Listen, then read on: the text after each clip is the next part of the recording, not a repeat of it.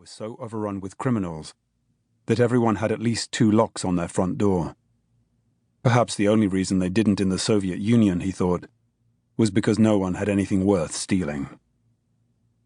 He went straight to his bedroom, aware that his mother wouldn't be back until she'd finished her shift at the docks. He took several sheets of lined paper, a pencil, and a well-thumbed book out of his satchel, and placed them on the tiny table in the corner of his room, before opening War and Peace at page 179, and continuing to translate Tolstoy's words into English.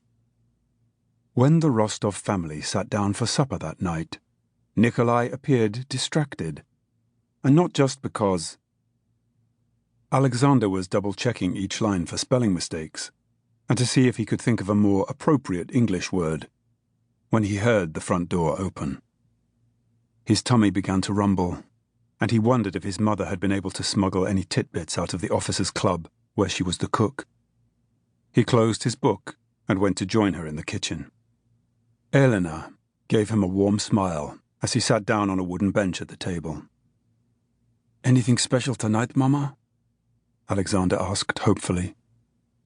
She smiled again and began to empty her pockets, producing a large potato, 2 parsnips, half a loaf of bread, and this evening's prize, a steak that had probably been left on an officer's plate after lunch.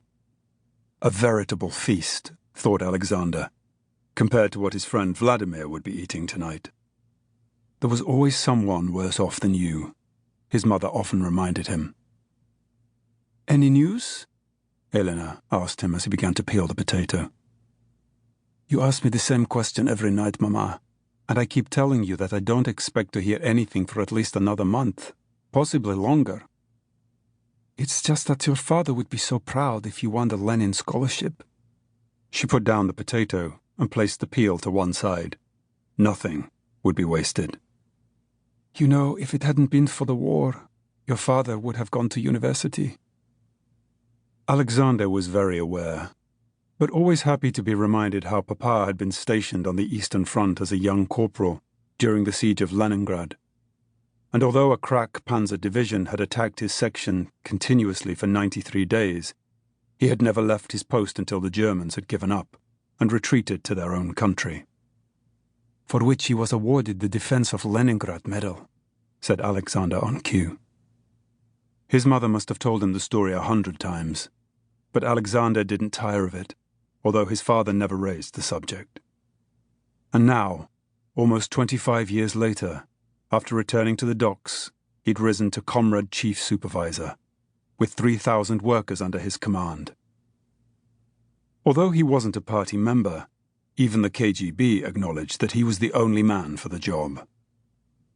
The front door opened and closed with a bang, announcing that his father was home.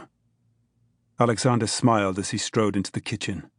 Tall and heavily built, Konstantin Karpenko was a handsome man who could still make a young woman turn and take a second look. His weather-beaten face was dominated by a luxurious, bushy moustache that Alexander remembered stroking as a child, something he hadn't dared do for several years. Konstantin slumped down onto the bench opposite his son.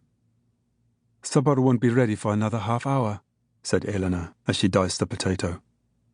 "We must only speak English whenever we are alone," said Konstantin.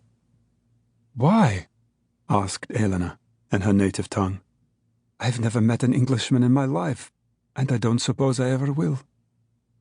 "Because if Alexander is to win that scholarship and go to Moscow, he will have to be fluent in the language of our enemies."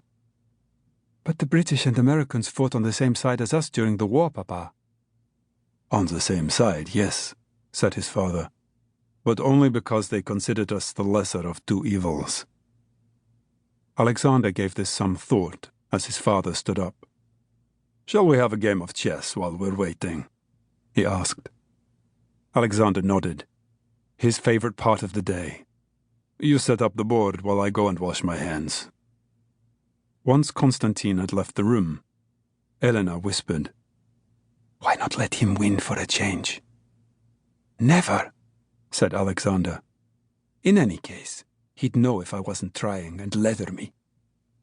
He pulled open the drawer below the kitchen table